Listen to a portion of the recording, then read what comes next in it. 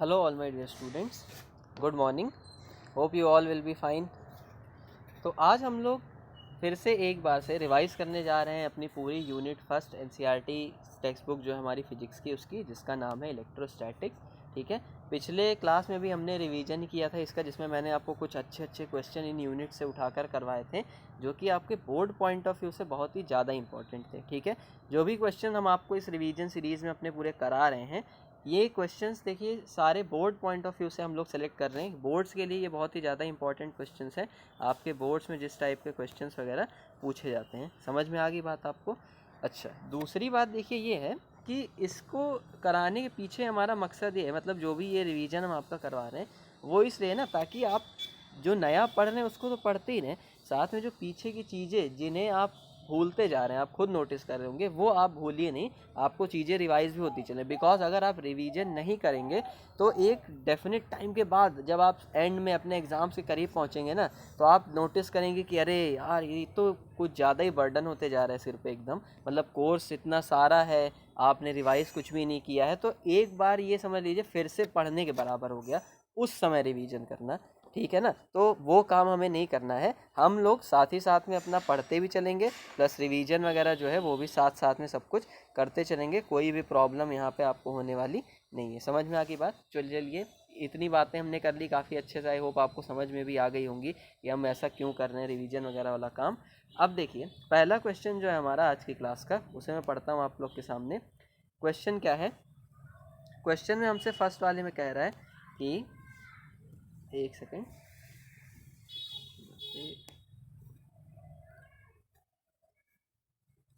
हाँ, फर्स्ट जो क्वेश्चन है हमारा, इसमें हमसे कह रहा है 4 पॉइंट चार्जेस हैं, 4 point charges. Q A is equals to 2 microcoulomb है, क्यू बी जो है हमारा -5 माइक्रोकूलॉम है, क्यू सी 2 माइक्रोकूलॉम है, और क्यू डी जो है वो हमारा -5 माइक्रोकूलॉम है। मतलब ए बी सी डी आपको 4 चार्जेस यहाँ पे दे रखे हैं, और आपसे कह रहा है कि are located at the corners of a square A B C D. इन्हें हमने एक square A B C D के कॉर्नर पर रख दिया है, जिसकी साइड कितनी दी हुई है हमें, 10 सेंटीमीटर दी हुई है। समझ में आ गई बात। आगे आपसे कह रहा है what is the force on a charge of 1 microcoulomb placed at the centre of the square. आपसे ये बोल रहा है कि अगर इस स्क्वायर के सेंटर पे मैं एक चार्ज रख दूं 1 माइक्रोकूलॉम का, तो बताइए कि उस पर कितना फोर्स लगेगा। बात आ गई ना आपको समझ में। फोर्स आपको बताना है उस चार्ज के ऊपर लगने वाला। अब देखिए ये फोर्स हम बताएं कैसे। चलिए पहले क्वेश्चन को हम लोग समझ लेते हैं। क्वेश्चन में देखिए हमसे क्या बोला है ना, कि एक स्क्वायर है यहाँ पे हमारे पास। ठीक है, एक स्क्वायर मान लेते हैं कुछ इस टाइप का। ये हमारे पास एक स्क्वायर है, और इस पर बोल रहा है 4 साइड्स हैं इस स्क्वायर की। तो पहली साइड आपको दे रखी है कौन सी, ए। दूसरी साइड आपकी कौन सी है, बी है। तीसरी साइड है सी साइड, और फोर्थ वाली साइड है ऐसे डी साइड है। बात आ गई ना आपको समझ में। एक सेकेंड, थोड़ा सा आप लोग वेट करें यहाँ पे। हाँ, अब देखें यहाँ पे आपसे बोला है कि इस स्क्वायर, ये जो अभी हमारा स्क्वायर है, इसके एक साइड, ये जो ए वाली साइड है, इस पर मैंने एक चार्ज रखा है 2 माइक्रोकूलॉम का। ठीक है, इसकी जो बी वाली साइड है, इस पर मैंने एक चार्ज कितना रखा है, -5 माइक्रोकूलॉम्स का। समझ में आ गई बात, कितना, -5 माइक्रोकूलॉम्स का। इसकी जो साइड सी है उस पर भी मैंने एक चार्ज रखा है 2 माइक्रोकूलॉम का, और साइड डी पर भी एक चार्ज मैंने रखा हुआ है -5 माइक्रोकूलॉम्स का। ठीक है, ये अरेंजमेंट है इस स्क्वायर के किनारे किनारे चार्ज का। अब देखिए, अगर कह रहा है कि इस स्क्वायर के सेंटर पर, अगर इस स्क्वायर के सेंटर पर हम कोई चार्ज यहाँ पे ऐसे रख दें, ठीक है, इसके सेंटर पे एक चार्ज हमें रखना है, और वो चार्ज कितना हो, 1 माइक्रोकूलॉम का हो। ठीक है, चार्ज सेंटर पे जो रखा है वो कितना हो, 1 माइक्रोकूलॉम का हो। तो आपको ये बताना है कि इस 1 माइक्रोकूलॉम चार्ज पे लगने वाला जो फोर्स होगा वो कितना होगा चारों चार्जेस के कारण। समझ में आ गई बात। देखिए ये क्वेश्चन जब भी आपके सामने आएगा, बहुत ही इंपॉर्टेंट क्वेश्चन है ये, ध्यान से देखिएगा इसमें कि हमें करना क्या है, इसका हमें आंसर कैसे देना है। समझ में आई बात। चलिए मैं आपको बोलता हूँ कि अब यहाँ पे ना हम देखते हैं कि डिफरेंट डिफरेंट चार्जेस के कारण इस 1 माइक्रोकूलॉम चार्ज पे जो इंडिविजुअल फोर्सेस लग रहे हैं उसका मैग्नीट्यूड कितना होगा। ठीक है, तो देखिए ये सी चार्ज, ये कैसा है, पॉजिटिव नेचर का, और ए पे रखा हुआ जो चार्ज है वो भी कैसा है, पॉजिटिव नेचर का। इनफैक्ट दोनों के मैग्नीट्यूड भी सेम है। ठीक, तो इस 1 माइक्रोकूलॉम पर 2 माइक्रोकूलॉम के कारण जो फोर्स लगेगा वो 2 माइक्रोकूलॉम वाले चार्ज की तरफ लगेगा, तो हम मान लेते हैं ये कुछ इस तरह से लग रहा होगा इसकी तरफ, ठीक है। और सपोज कर लेते हैं ये फोर्स है कितना, एफ है, ठीक है। ये जो फोर्स है इसका मैग्नीट्यूड क्या है, एफ है। अब देखिए ये 2 माइक्रो कूलॉम चार्ज इस वन वाले को अपनी तरफ खींच रहा है, तो इधर से भी ये 2 माइक्रो कूलॉम वाला इसको उसी एफ फोर्स से ही, क्योंकि दोनों का मैग्नीट्यूड और सेंटर पे है ये चार्ज, तो दोनों से इसके डिस्टेंस भी सेम है, सब कुछ सेम है, तो उसी सेम फोर्स से ये 2 माइक्रो कूलॉम वाला भी इसको खींच रहा है अपनी तरफ। समझ में आ गई बात। फिर देखिए इसके बाद अगर हम लोग देखें तो ये -5 माइक्रो कूलॉम वाला जो चार्ज है यहाँ पर, -5 माइक्रो कूलॉम वाला, आपको देखिए मालूम होगा।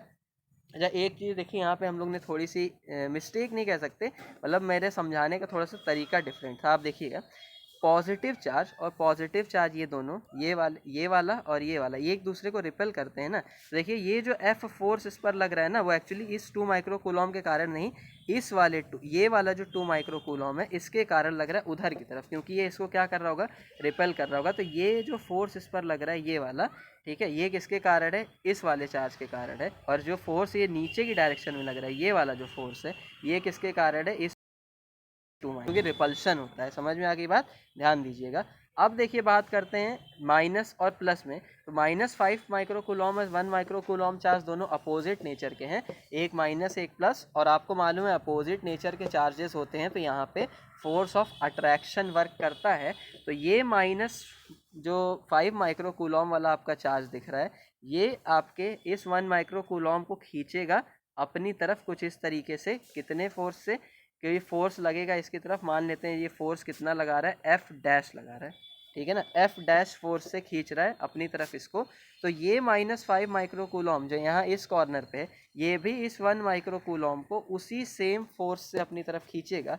कितने, एफ डैश फोर्स से ही, बिकॉज दोनों से डिस्टेंस सेम है चार्ज की और मैग्नीट्यूड भी सेम है, ठीक है। तो अब देखिए ओवरऑल यहाँ पे अगर आप देखें इक्वालिटी के लॉ से, ठीक है, तो एफ वाला ये फोर्स देखिए, ये एक एफ फोर्स लग रहा है इस डायरेक्शन में, और इसी चार्ज 1 माइक्रो कूलॉम पे एक फोर्स एफ लग रहा है इस अपोजिट डायरेक्शन में, ठीक है। ये वाले एफ फोर्स की हम बात कर रहे हैं। तो देखिए ये एफ और ये एफ दोनों क्या हो जाएंगे, कैंसल आउट, क्योंकि दोनों अपोजिट डायरेक्शन में है और इक्वल है, तो ये कैंसिल हो गया। तो नेट कितना हुआ यहाँ पे, इन दोनों फोर्सेस, मतलब ये 2 माइक्रो कूलॉम चार्ज और इस 2 माइक्रो कूलॉम चार्ज के कारण जो फोर्स लग रहा था वो कैंसिल हो गया। तो दोनों की वजह से नेट फोर्स 0 है। मतलब ये 2 माइक्रो कूलॉम वाले जो चार्ज हैं ये इस 1 माइक्रो कूलॉम वाले चार्ज पे कोई भी फोर्स अप्लाई नहीं कर रहे हैं। समझ में आ गई बात।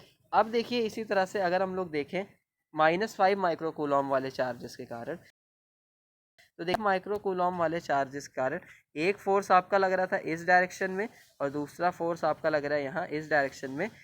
दोनों का मैग्नीट्यूड सेम है, ये एफ डैश है तो ये भी आपका कितना है, एफ डैश है।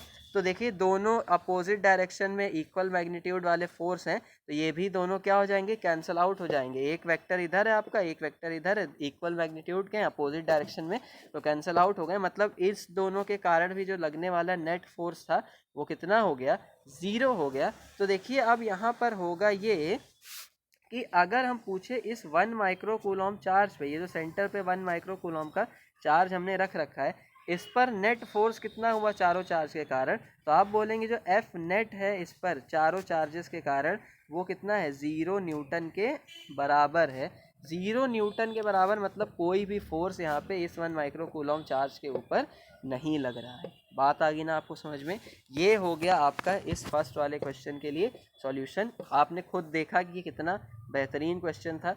सीधे सीधे आपको चारों चार्जेस दिख रहे थे, फोर्स वगैरह आपको डिटरमाइन करना था, जो आप बड़े ही आराम से कर लेंगे। समझ में आई। क्वेश्चन बहुत ही बढ़िया था, इंपॉर्टेंट क्वेश्चन था, और इस टाइप के जो क्वेश्चन होते हैं वो आपसे आपके बोर्ड एग्जाम में बहुत बार फ्रीक्वेंटली पूछे जाते हैं। तो स्टार मार्क मैंने यहाँ पे इसे कर दिया, ध्यान में रखिएगा। चलिए नेक्स्ट क्वेश्चन की अब हम लोग बात कर लेते हैं। अगला क्वेश्चन देखते हैं हमारा। अगला जो हमारा क्वेश्चन है उसमें हमसे कह रहा है कि an electrostatic field line is a continuous curve that is a field line can not have sudden breaks, why not. ठीक है, थियोरेटिकल टाइप का क्वेश्चन है और इसमें आपसे क्या रहा है कि एक इलेक्ट्रोस्टैटिक फील्ड लाइन, एक इलेक्ट्रोस्टैटिक फील्ड लाइन एक कॉन्टिन्यूअस कर्व होती है। ठीक है, आपको मालूम है कि एक इलेक्ट्रोस्टैटिक फील्ड लाइन जो होती है वो कैसी होती है, कॉन्टिन्यूअस कर्व होती है। मतलब इसके कहने का है कि एक फील्ड लाइन को आप जो है ब्रेक नहीं कर सकते हैं, उसमें कहीं पे भी कोई सडन ब्रेक्स वगैरह नहीं पाए जाते हैं। तो आपसे पूछ रहा है ऐसा कि ऐसा बताइए क्यों होता है, कि क्यों वो एक कॉन्टिन्यूस कर्व होता है और उसमें ब्रेक्स वगैरह नहीं पाए जाते हैं। ठीक है, दूसरा क्वेश्चन आपसे क्या कह रहा है कि explain why two fields line never cross each other at any point. दूसरा आपसे क्या कह रहा है कि एक्सप्लेन करिए कि क्यों दो फील्ड लाइंस कभी एक दूसरे को किसी पॉइंट पे क्रॉस नहीं करती हैं। समझ में आ गई बात? बहुत ही बढ़िया। देखिए क्वेश्चन है हमारा, कैसे करेंगे इसको चलिए देखते हैं। हमसे ये साफ साफ इसमें बोल रखा है क्वेश्चन में कि पहले तो हमें ये समझाना है कि फील्ड लाइंस जो मेरी होती हैं वो कॉन्टिन्यूस नेचर की क्यों होती हैं। तो देखिए अगर हम लोग यहाँ देखें तो एक चार्ज है, सपोज कर लीजिए आपके सामने ये, और एक कोई दूसरा चार्ज है हमारे सामने, मान लेते हैं कोई ये दूसरा एक पॉइंट चार्ज है यहाँ पर ही। ठीक है, अब देखिए अगर हम इसकी फील्ड लाइंस वगैरह की बात करें तो अगर ये वाले चार्ज को हम क्या बोल रहे हैं, एक सेकेंड, अगर इस वाले चार्ज को, ये जो हमारा पिंक कलर का ये सर्कल दिख रहा है, अगर इस वाले चार्ज को हम क्या बोलें पॉजिटिव और इसको ग्रीन वाले को क्या बोल दें नेगेटिव, तो देखिए जो आपकी फील्ड लाइंस होंगी वो पॉजिटिव से शुरू होंगी और नेगेटिव पे जाके ख़त्म हो जाएंगी। और साथ ही साथ में ये कैसा होगा, एक कॉन्टीन्यूअस कर्व होगा। मतलब यहाँ पे ना आपको बीच में कोई ब्रेक वगैरह दिखने वाला नहीं है। समझ में आ गई बात? इसी तरीके से देखिए अगर हम लोग यहाँ पर भी देखें तो इस जगह पर भी नीचे साइड में पॉजिटिव से नेगेटिव की तरफ ही आपको वो फील्ड लाइन दिखाई पड़ेगी और ये भी कैसी है, कॉन्टिन्यूस, इसमें कोई ब्रेक नहीं है। ठीक है, अब आपको यही बताना है कि इसमें कोई बीच में ब्रेक्स वगैरह क्यों नहीं पाया जाता है। तो देखिए अगर ना इसी पॉइंट पर ये जो आपका यहाँ पे पॉइंट है, ये पॉजिटिव चार्ज से नेगेटिव चार्ज की तरफ पॉइंट नहीं है, जो लाइन बेसिकली कहने में जा रही है, अगर देखिए मैं इस पर कोई एक छोटा सा चार्ज और प्लेस कर दूँ, ठीक है, जैसे ये एक चार्ज, तो इस चार्ज पर देखिए होगा क्या, अगर मैं इसे इस फील्ड लाइन में रख दूँ, इस इलेक्ट्रिक फील्ड दोनों के बीच की, तो ये चार्ज ना जो मूव करने का इसका पाथ होगा, देखिए कैसा होगा, इधर से इधर की तरफ मूव करेगा, फिर उसके बाद इधर से इधर की तरफ बढ़ेगा और फिर उसके बाद इधर से इधर की तरफ बढ़ते हुए निकल जाएगा। मतलब यहाँ पर देखिए इस पर जो फोर्सेस लग रहे हैं, जो भी इसके मूवमेंट की डायरेक्शन है वो कैसी है, कॉन्टीन्यूस है। मतलब ये लगातार मोशन में रहेगा। इसी तरह से देखिए यहाँ से यहाँ पर भी, इधर से इधर भी इस पर कुछ ऐसा ही मोशन होगा और इधर से इधर डायरेक्शन में भी इसका मोशन हमेशा कॉन्टीन्यूस ही होगा। कोई भी यहाँ पर बीच में सडन ब्रेक आने वाला नहीं है। तो आपका जो चार्ज है जिसको आप यहाँ पे रख रहे हैं उसका मोशन कैसा है, इस पूरे इलेक्ट्रिक फील्ड लाइन पे हमेशा कॉन्टिन्यूस है। यही इस बात का प्रूव होता है आपका कि आपकी जो फील्ड लाइंस होती हैं ना, इलेक्ट्रोस्टैटिक फील्ड लाइन, उनमें कोई ब्रेक नहीं पाया जाता है बीच में। ठीक है, बिकॉज देखिए अगर ब्रेक पाया जाता, तो अब मैं आपको एक ब्रेक लगा के भी देखिए यहाँ दिखा देता हूँ। अगर ब्रेक पाया जाता तो जैसे ये आपका एक चार्ज है और दूसरा चार्ज आपका ये वाला, मान लीजिए ये कैसा पॉजिटिव और ये कैसा नेगेटिव, और इस बार मैं बोल रहा हूँ कि आपकी फील्ड लाइन में ब्रेक है। तो ब्रेक का मतलब जैसे देखिए यहाँ से यहाँ तक ये गई, बीच में ब्रेक हो गई और फिर यहाँ से यहाँ है। इसी तरह से देखिए इधर भी नीचे से यहाँ तक गई और फिर ब्रेक आ गया बीच में, यहाँ तक पहुँच गई। ठीक है, पॉजिटिव से नेगेटिव। तो देखिए यहाँ पे डायरेक्शन इसकी इधर है और इधर से इधर, फिर यहाँ से इधर की तरफ मूव कर रहा है और कुछ इस तरीके से। अब देखिए अगर इसमें ब्रेक पाया जाता है, तो ब्रेक पाने का मतलब ये कि अगर मैं किसी चार्ज को यहाँ से मूव करवाना शुरू करता इस लाइन के अलॉन्ग, तो ये चार्ज देखिए यहाँ तक पहुँचता सबसे पहले, यहाँ से तो ये इधर की तरफ मूव कर जाता और फिर यहाँ से मूव करने के बाद देखिए आगे क्या होता, ये चार्ज जब कहीं यहाँ पे आता, यही आपका चार्ज जब कहीं यहाँ पे पहुँच जाता बीच में, तो इस बार देखिए होता ये कि इसके मूवमेंट में अब तो यहाँ कोई फील्ड लाइन रह नहीं गई है, तो ये क्यों मूव करेगा भला इस कॉन्टिन्यूस लाइन पे। अब तो ये किसी भी रैंडम पॉसिबल डायरेक्शन में, चाहे इधर चाहे इधर चाहे इस डायरेक्शन में, अप एंड डाउन या फिर कहीं इधर भी, मतलब किसी भी पॉसिबल डायरेक्शन में ये मूव करके निकल के जा सकता था। बात आगे ना समझे क्यों, क्योंकि यहाँ पर अब ये ब्रेक में किसी फील्ड लाइन के इन्फ्लुएंस में नहीं रह गया। लेकिन भाई साहब जब मैं किसी भी चार्ज को इलेक्ट्रिक फील्ड में रख के छोड़ता हूँ ना, तो वहाँ पे मुझे ऐसा कोई भी ऑब्जर्वेशन नहीं होता है। मतलब ऐसा कुछ देखने को नहीं मिलता है कि कोई चार्ज पहले मूव कर रहा था और फिर अपने पाथ से भटक गया और किसी भी पॉसिबल डायरेक्शन में चला गया। नहीं, ऐसा कोई भी मूवमेंट मुझे देखने को नहीं मिलता है। तो ये अपने आप में इस बात का सबूत है कि ये वाला जो हमारा डायग्राम है वो कैसा है, गलत है, रॉन्ग है। क्योंकि आपको मालूम है कि फील्ड लाइन पे किसी भी तरह के ब्रेक्स नहीं पाए जाते। कैसे पता चला, चार्ज के कॉन्टिन्यूस मोशन को देखते हुए। समझ में आ गई बात। तो ये आपका पहला क्वेश्चन यहाँ से सॉल्व हो जाता है कि इलेक्ट्रिक फील्ड लाइंस में जो है सडन ब्रेक्स वगैरह नहीं पाए जाते हैं। कैसे हमें पता चला? क्योंकि जो है इलेक्ट्रिक चार्ज का जो मोशन होता है इस फील्ड लाइन पे वो कैसा होता है? कॉन्टिन्यूअस होता है। समझ में आ गई बात।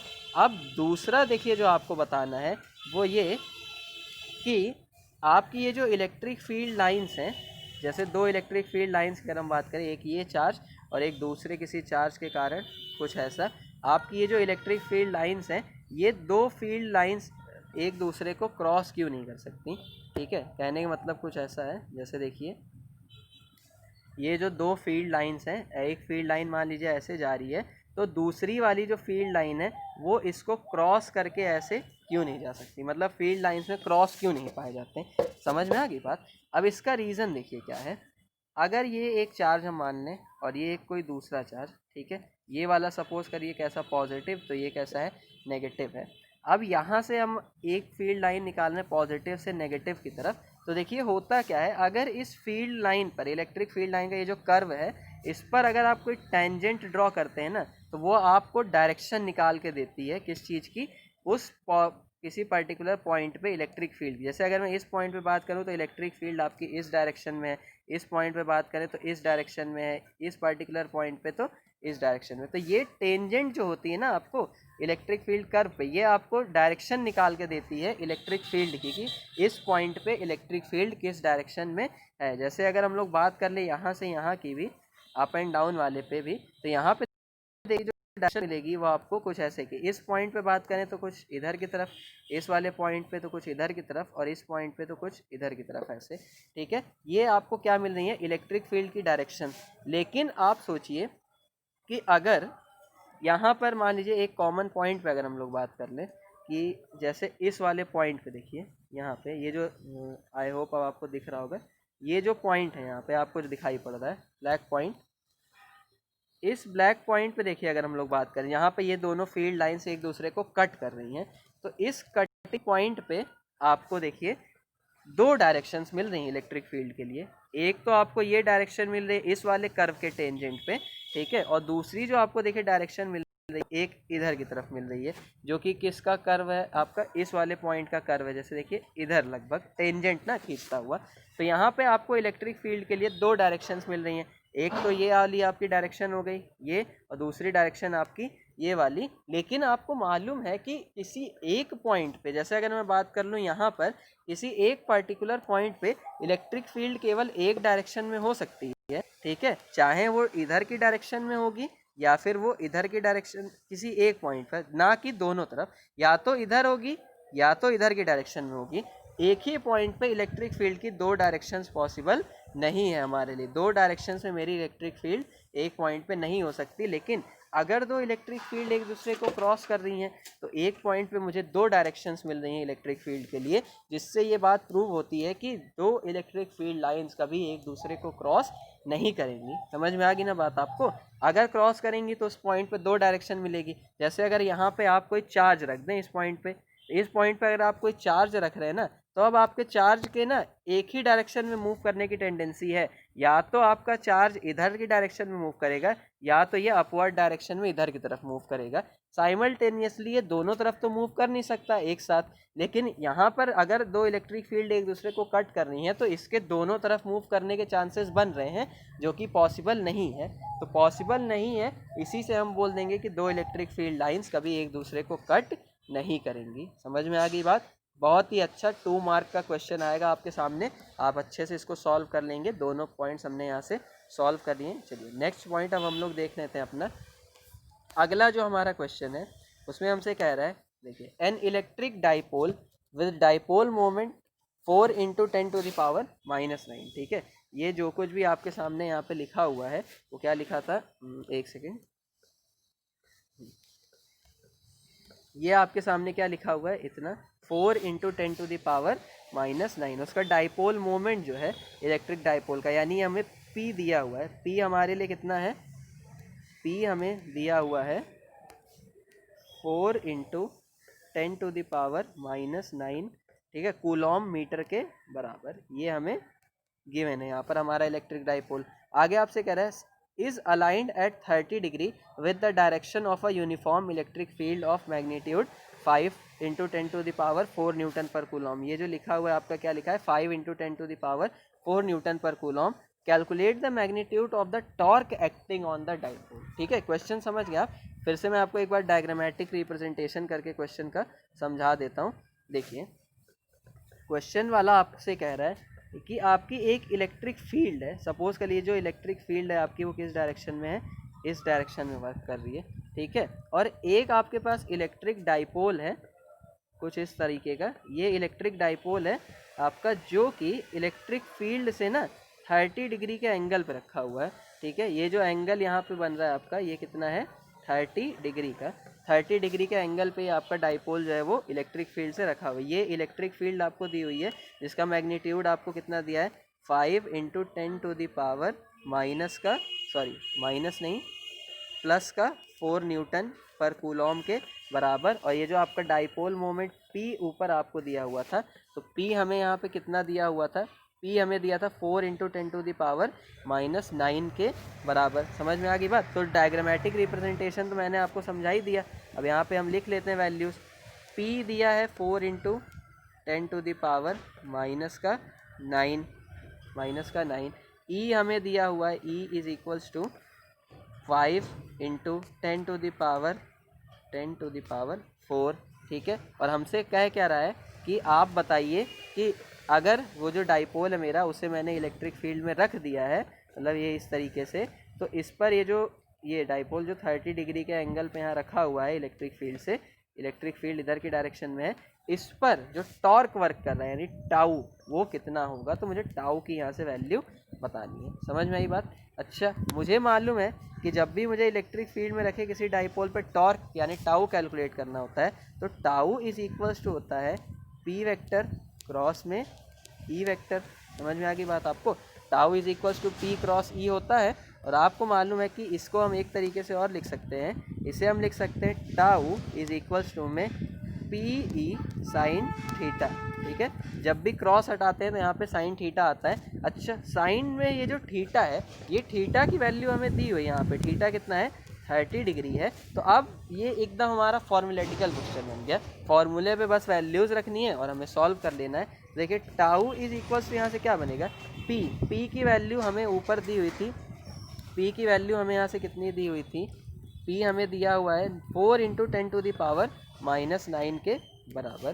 ठीक है, तो P इज इक्वल यहाँ से हम रख देंगे tau is equals to 4 into 10 to the power -9 P की जगह, इंटू में E रखना है, तो E कितना है 5 into 10 to the power 4 के बराबर, और into sine theta, sine theta की जगह कितना रखेंगे साइन 30 डिग्री, और साइन 30 की वैल्यू कितनी होती है 1/2 होती है। देखिए यहाँ से 2 से 4 कैंसिल आउट हो गया 2 टाइम्स में, और यहाँ पे 5 2 जा फाइनली कितना हो गया 10 हो गया। तो टाउ इज इक्वल्स टू, देखिए 5 2 जा 10, तो 10 का मतलब 10 की पावर 1 और 10 की पावर 4 जो ये वाला है, ये दोनों मिला के कितना हो जाएगा आपके सामने 10 to the power 5 के बराबर। और 10 to the power 5 और 10 to the power -9 मल्टीप्लाई में है, तो फाइनल टाउ जो आपके सामने आज बचेगा वो कितना बचेगा 10 to the power -4। समझ में आ गई बात। अब देखिए इसकी यूनिट की अगर हम बात करते हैं कि टॉर्क की यूनिट क्या होगी, तो ये टॉर्क की यूनिट होती है आपकी न्यूटन मीटर। समझ में आ गई बात। तो 10 to the power -4 newton meter का जो टॉर्क है वो वर्क कर रहा है आपके डाइपोल के ऊपर। मतलब आपका जो डाइपोल है वो इलेक्ट्रिक फील्ड में 10 to the power -4 न्यूटन पर मीटर के फोर्स से रोटेट कर रहा है, घूम रहा है उस इलेक्ट्रिक फील्ड में। समझ में आ गई बात। तो ये भी एकदम एक अच्छा बेसिक क्वेश्चन था, फॉर्मूला बेस्ड। ऐसे क्वेश्चंस आपके 1 मार्क में एग्जाम में आपके पूछे जाते हैं, सिंपल होते हैं ये क्वेश्चंस, कोई भी इसमें आपको परेशानी की ज़रूरत नहीं है, परेशान होने की बिल्कुल। समझ में आ गई बात। चलिए अब देखिए अगला क्वेश्चन हम लोग यहाँ से देख लेते हैं हमारा नेक्स्ट क्वेश्चन। ये आपका बहुत अच्छा क्वेश्चन है, हालांकि एकदम बेसिक क्वेश्चन है लेकिन बहुत ही अच्छा है। देखिए यहाँ पे आपको क्या बोला है कि a polythene piece rubbed with wool is found to have a negative charge of 3 into 10 to the power -7 coulomb. समझ में आ गई बात। कह रहे एक पॉलीथीन का पीस है आपके पास, जब उसको एक वूल यानी ऊन से रगड़ा जाता है, ऊन के एक टुकड़े से, तो ये कुछ ऐसा है आपके सामने कि जैसे अगर ये आपका पॉलीथीन का पीस है और इसको आप किसी सिल्क थ्रेड से ऊन से ऐसे रगड़ रहे हैं इसको, ये मान लीजिए आपका क्या है, सिल्क थ्रेड है या फिर वूल है, इससे अगर इसको आप रगड़ रहे हैं तो रगड़ने पे क्या हो रहा है कि इस पर एक नेगेटिव चार्ज आ जा रहा है। ये के पॉलीथीन का पीस है, इस पर एक नेगेटिव चार्ज आ जा रहा है, कितना, 3 × 10⁻⁻⁷ कूलॉम के बराबर। बात आ गई समझ में।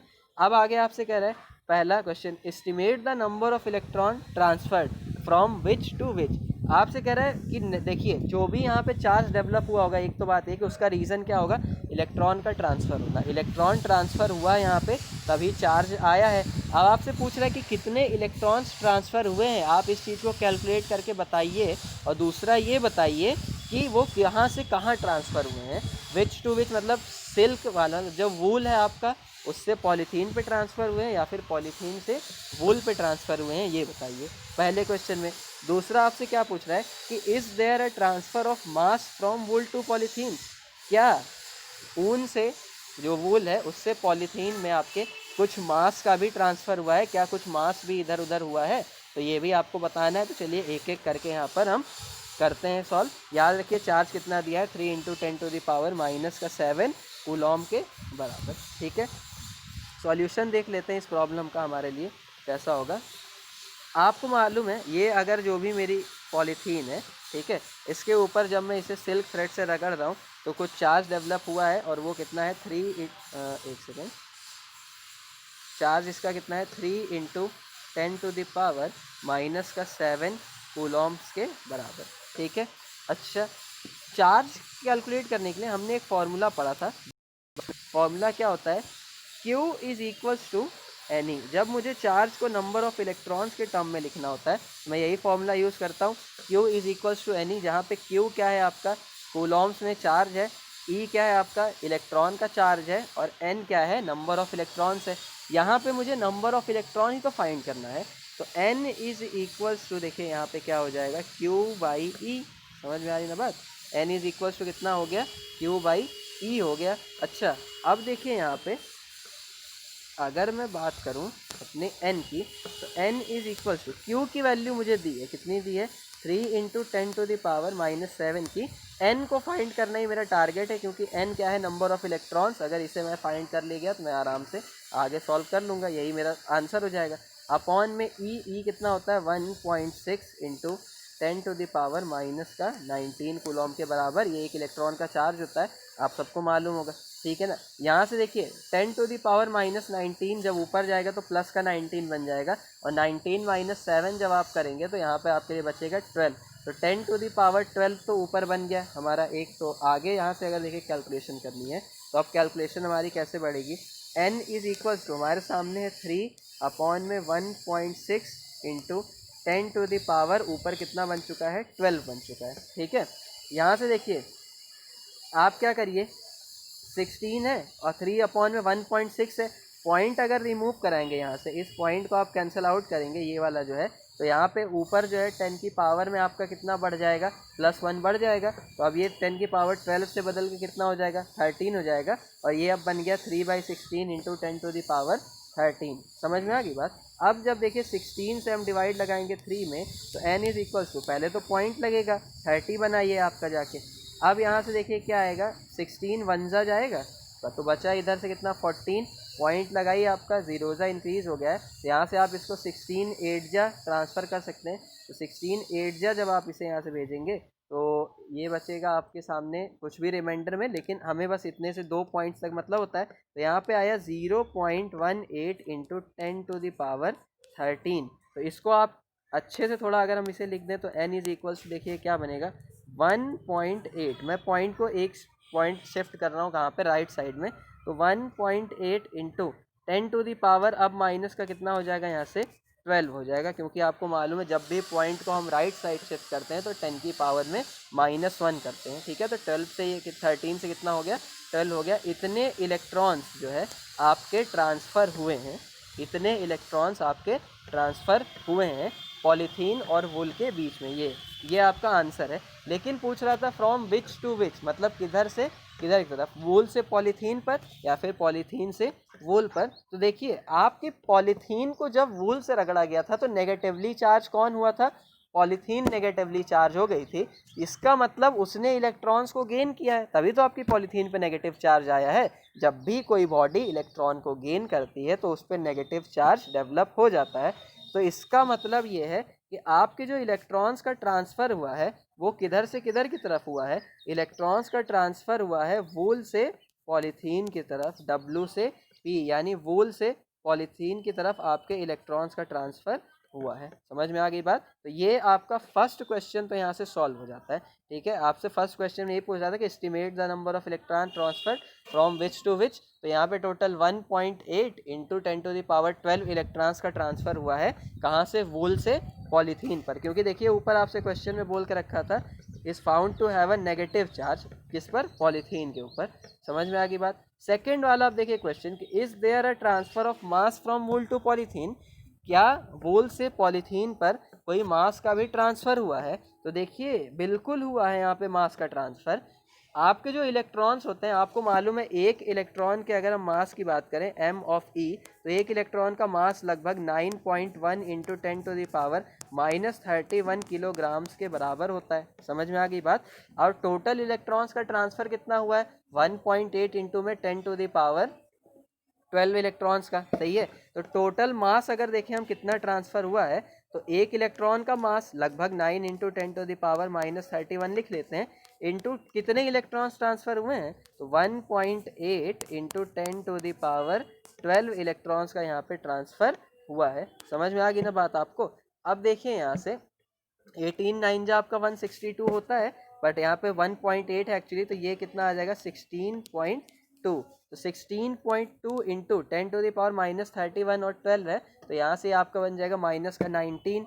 तो 6.2 इंटू 10⁻19, 16.2 एक्चुअली। तो इसको हम ऐसे लिख सकते हैं कि टोटल मास जो टोटल मास m यहाँ से ट्रांसफ़र हुआ है वो कितना हुआ है?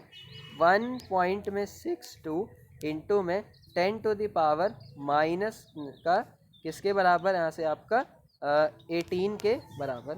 समझ में आ गई बात? क्योंकि जब पॉइंट्स को हम लेफ्ट साइड में शिफ्ट करते हैं तो 10 की पावर में +1 करते हैं। तो 1.62 इंटू 10⁻18 इलेक्ट्रॉन्स के आपका ट्रांसफ़र, 18 किलोग्राम्स का। ठीक है, कुछ भी निकल रहा है आज मुँह से, हाँ, किलोग्राम्स में। ठीक है, इतना मास आपका ट्रांसफ़र हुआ है कहाँ से? वूल से पॉलीथीन के ऊपर, क्योंकि इलेक्ट्रॉन्स भी आपके किधर से किधर ट्रांसफ़र हुए थे? वूल से पॉलीथीन पर। अब आप देखिए अगर ना, तो ये जो मास की यहाँ पे आपके सामने वैल्यू आ रही है ना, ये 1.62 इंटू 10⁻18 कूलम, ये एकदम छोटी सी वैल्यू, मतलब लगभग ना के बराबर, एकदम नेग्लेजिबल वैल्यू है, इसको निगलेक्ट कर सकते हैं। इतना कम मास है ना कि आप बोल भी सकते हैं डायरेक्टली कि कोई मास का ट्रांसफॉर्मेशन नहीं हुआ एक्चुअली में। मतलब एक्चुअली मास ट्रांसफ़र तो हो रहा है, बट उस ट्रांसफर्ड अमाउंट का मास इतना कम है ना कि आप बोलेंगे कि दिखाई नहीं पड़ेगा आपको कि कोई मास एक्चुअली में ट्रांसफ़र हुआ है। मतलब आप सोच रहे होंगे अपने मन में कि यार मास का ट्रांसफ़र हो रहा है तो मतलब पॉलीथीन पहले से भारी हो गई होगी, तो ऐसा कुछ भी होने वाला नहीं है, क्योंकि जो मास ट्रांसफ़र हो रहा है वो इतना कम है ना कि आपको कोई चेंज मास में नज़र ही नहीं आएगा। ये कुछ ऐसा ही है कि आपके पास जो है 10 किलो का बोझ था, और उस 10 किलो के बोझ पे उठा के मैंने एक कंकड़ और रख दिया, तो क्या आप बोलेंगे कि अब मैं नहीं उठा पाऊँगा इसको? आपने मास बढ़ा दिया।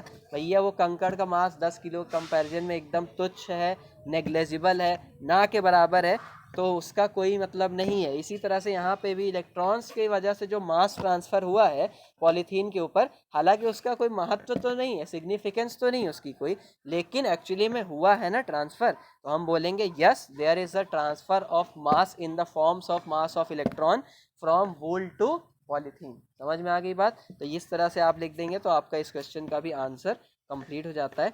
और अब यहाँ से देखिए इतने अच्छे अच्छे क्वेश्चन सॉल्व जो हमने किए आज की क्लास में, इनको करने के बाद अब मुझे आपसे उम्मीद ये है कि एक और क्वेश्चन अगर मैं ये वाला आपको बता दूं तो उसके बाद आप एक क्वेश्चन मुझे और करके दिखा देंगे खुद से। ठीक है, एक्चुअली मैं आपको दिखा दूं तो एक क्वेश्चन मैं आज आपको होमवर्क में यहाँ पे प्रोवाइड करने के लिए ले आया हूँ, तो इसे अभी मैं आपको दिखाता हूँ। बट पहले ये वाला क्वेश्चन एक है हमारा गॉस थ्योरम से। गॉस थ्योरम आप सबने पढ़ी होगी, बढ़िया एक क्वेश्चन है, चलिए पढ़ते हैं। क्वेश्चन में आपसे क्या करा है कि a point charge plus 10 microcoulomb is at a distance 5 centimetre directly above the center of a square of side 10 centimeter as shown in figure 1.34। ठीक है, अभी फिगर 1.34 मैं आपके सामने बनाऊंगा। What is the magnitude of the electric flux through the square. ठीक, बहुत simple सा क्वेश्चन है, एकदम हलवा।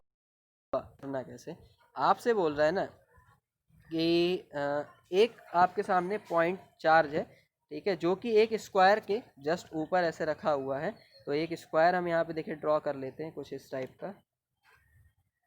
ये ऐसा फर्श है, समझ लीजिए आपके कमरे की फर्श का एक पत्थर, और यहाँ पे इससे किसी पर्टिकुलर हाइट पर, ठीक है, जैसे फर्श और फर्श के ऊपर आप कुछ ऊंचाई पर एक ऐसे पॉइंट चार्ज यहाँ पे आपने रखा है। ठीक है, तो ये हो गया आपका पॉइंट चार्ज यहाँ पे रखा हुआ है।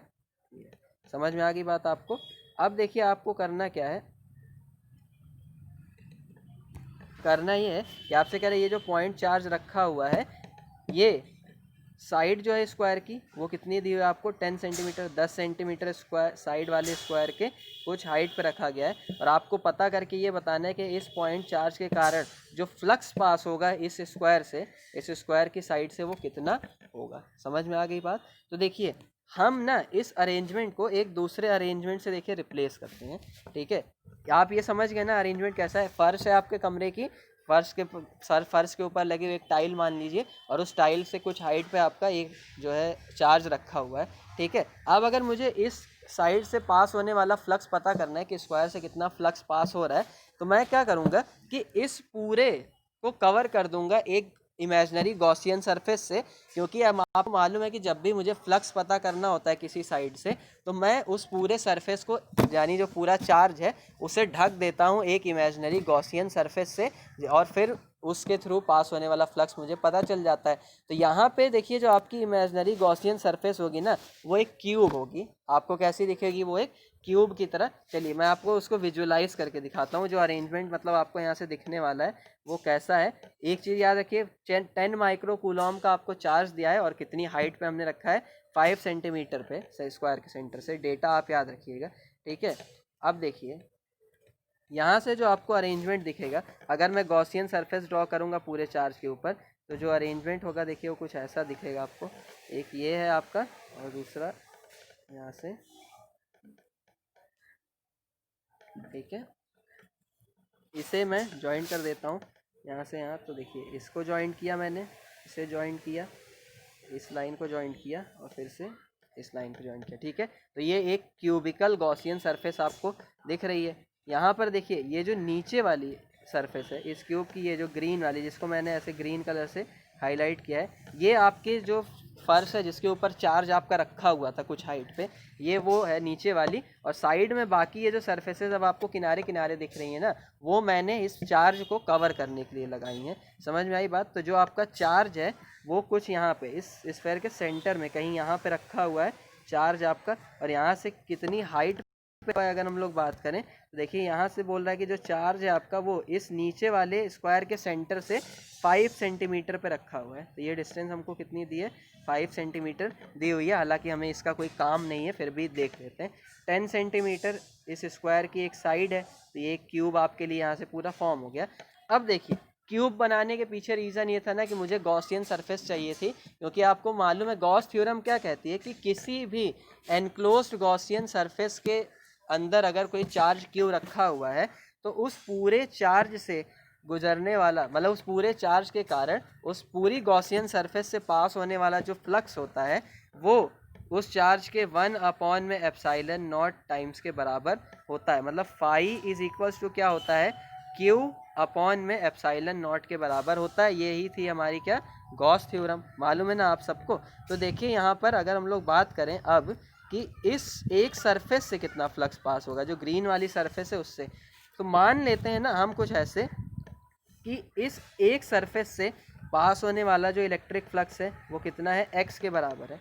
ठीक है, एक सरफेस से। तो इन सारी सरफेसेस से, ये जो क्यूब की सारी सरफेसेस हैं, पीछे वाली, साइड वाली, ऊपर वाली, टॉप वाली, फ्रंट वाली, इन सब के थ्रू पास होने वाला फ्लक्स कितना होगा, x ही होगा। क्योंकि देखिए एक सरफेस से अगर x फ्लक्स पास हो रहा है, तो सारी सरफेस आइडेंटिकल या सिमिलर है, तो सबसे फ्लक्स कितना पास होगा, x ही पास होगा। मतलब इस पूरे क्यूब से पास होने वाला जो नेट फ्लक्स है, देखिए वो कितना है, 6 फेसेस हैं इस क्यूब की, तो 6 टाइम्स ऑफ x के बराबर पूरा फ्लक्स है यहाँ आपका जो पास हो रहा है इस क्यूब से, और ये पूरा किसके बराबर होगा, q मान लेते हैं, चार्ज यहाँ सेंटर जो चार्ज रखा हो कितना q है, अपॉन में एप्सिलॉन नॉट टाइम्स के बराबर होगा। समझ में आ रही ना बात आपको, ठीक।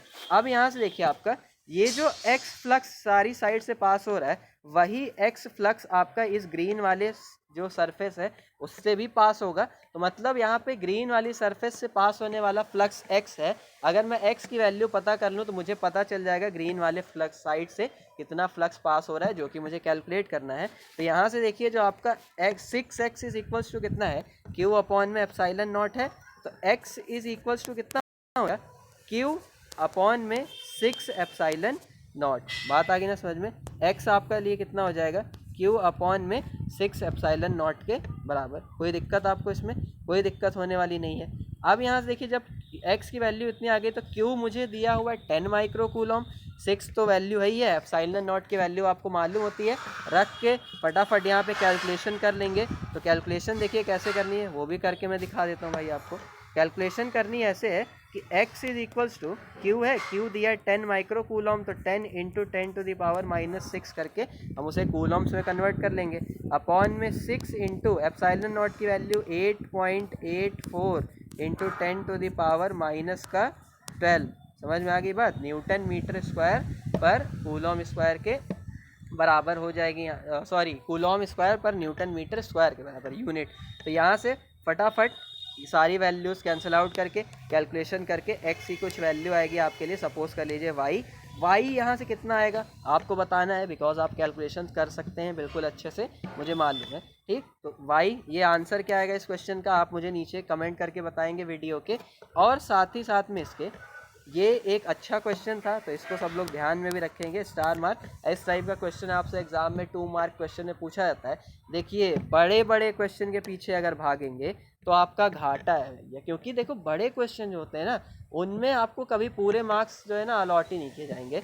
मान लीजिए आपके सामने एक 5 नंबर की डेरिवेशन आ रही है, 6 मार्क्स की एक डेरिवेशन आ रही है अगर, तो उसमें आपको कभी भी एग्जामिनर ना पूरे मार्क्स देगा ही नहीं, वो हाफ मार्क्स या 1 मार्क आपके ज़रूर कट कर लेगा। बट अगर आप छोटे क्वेश्चन 1 मार्क 2 मार्क क्वेश्चन के पीछे भागेंगे जो कि एग्जाम में बहुत ज़्यादा पूछे जाते हैं, भरमार होती है इनकी, लॉन्ग आंसर टाइप क्वेश्चन तो 1-2 पूछे जाते हैं आपसे, बल्कि छोटे मार्क्स के जो क्वेश्चन है वो ज़्यादा पूछे जाते हैं, इनके पीछे भागिए तो आप एक अच्छा रिजल्ट बना पाने में सक्षम रहेंगे, ठीक है। तो इन क्वेश्चंस को बिल्कुल भी इनको अवॉइड करके आपको नहीं चलना है, ठीक है। तो ये एक अच्छा क्वेश्चन था छोटे मार्क का, सॉल्व कर लिया हमने। अब एक क्वेश्चन जो यहाँ से हमारे सामने बचता है आपका ये वाला, इसको मैं आपको एज अ होमवर्क प्रोवाइड कर रहा हूँ।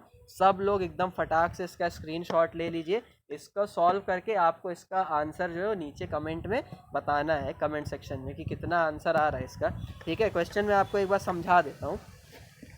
क्वेश्चन में कह रहा है 2 इंसुलेटेड चार्ज कॉपर स्फेयर हैं ए और बी, जिनके सेंटर्स जो हैं वो 50 सेंटीमीटर के डिस्टेंस से सेपरेटेड है, मतलब दोनों के बीच, दोनों स्फेयर गोलों के बीच की डिस्टेंस कितनी है, 50 सेंटीमीटर है। आपसे पूछ रहा है कि इनके बीच में लगने वाला जो electrostatic force of attraction F होगा वो कितना होगा, अगर दोनों पे जो चार्ज है वो कितना है 6.5 into 10 to the power -7 coulombs के बराबर है, ठीक है। ये जो आपके सामने वैल्यू लिखी हुई है कितनी लिखी हुई है, 6.5 into 10 to the power -7 coulomb लिखा हुआ है, ठीक है, ईच पर, मतलब दोनों पे इतना ही चार्ज है, दोनों के बीच की डिस्टेंस 50 सेंटीमीटर है। आपसे आगे पूछ रहा है the radii of A and B are negligible compare to the distance of separation. A और बी की जो रेडियस है वो उनके बीच की डिस्टेंस के कंपैरिजन में नेग्लेजिबल, मतलब समझ लीजिए गोले बहुत ही छोटे हैं, समझ में आ गई बात। तो रेडियस वगैरह का उनके साइज़ का कोई इफेक्ट पड़ने वाला नहीं है एक दूसरे पे। ये है एक क्वेश्चन। इसी का दूसरा पार्ट क्या कि what is the force of repulsion if each sphere is charge double the above amount and the distance between them is half. आगे आपसे कह रहा है कि अगर अब क्या किया जाए, दोनों जो स्फेयर्स हैं उन पर चार्ज डबल कर दिया जाए, मतलब पहले कितना था 6.5 इंटू 10 टू द पावर -7, अब इसका 2 टाइम कर दिया जाए दोनों पर, और उनके बीच की जो डिस्टेंस अब जो 50 सेंटीमीटर थी पहले उसको आधी कर दी जाए, यानी 25 सेंटीमीटर कर दिया जाए। तो आप बताइए कि कितना चार्ज कितना इलेक्ट्रोस्टैटिक फोर्स ऑफ रिपल्सन जो होगा दोनों के बीच में वर्क करेगा, ठीक है, क्योंकि दोनों पे देखिए सेम चार्ज है, तो जाहिर बात है दोनों एक दूसरे को रिपेल ही करेंगे। तो अब नया फोर्स कितना होगा ये आपको बताना है। तो इस क्वेश्चन को आप खुद कर सकते हैं, बिकॉज ऐसे कई क्वेश्चंस मैंने आपको पिछले वाले लेक्चर में करवाए हुए हैं। तो देखता हूँ कि आप लेक्चर्स अच्छे से अटेंड करते हैं कि नहीं करते हैं। ये क्वेश्चन इस बात का सबूत होगा, जो आंसर देगा इसका मतलब उसने लेक्चर अटेंड किया है, जो नहीं देगा तो उसके अंदर कुछ कमी है, उस कमी को उसे दूर करना होगा लेक्चर्स वगैरह को प्रॉपरली अटेंड करते हुए, ठीक है। वरना भैया बोर्ड में फिर लटकने के चांसेस बन जाएंगे, क्योंकि न्यूमेरिकल का मैंने आपको बताया था लगभग 45% वेटेज होता है आपका पेपर में न्यूमेरिकल्स का। समझ में आ गई ना बात। तो चलिए इसी अच्छी सी बात के साथ में आज की क्लास को हम यहीं पे एंड करते हैं। मिलेंगे हम लोग अपनी नेक्स्ट क्लास में बहुत भी अच्छे अच्छे क्वेश्चंस के साथ में। साथ ही आपके जो एक्स्ट्रा लेक्चर्स वगैरह भी आपको प्रोवाइड किए जा रहे हैं उनको भी आप प्रॉपरली अटेंड करते रहिए, अच्छे से सारा काम करिए, खुश रहिए, मुस्कुराते रहिए। मिलेंगे हम लोग अपनी अगली क्लासेस में। Till then bye.